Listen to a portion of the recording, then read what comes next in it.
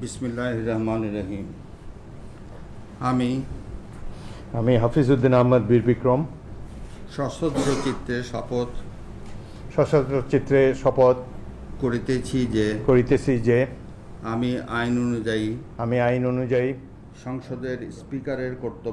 সংসদের স্পিকারের কর্তব্য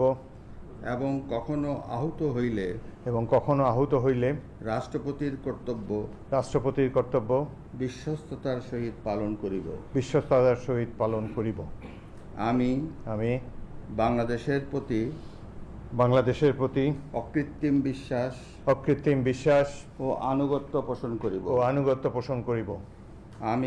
আমি সংবিধানের রক্ষণ সমর্থন ও নিরাপত্তা বিধান করিব এবং আমি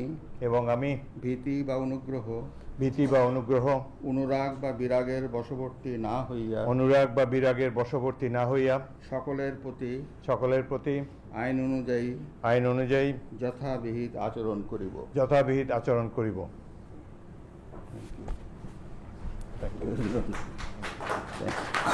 সাইন করতে হবে।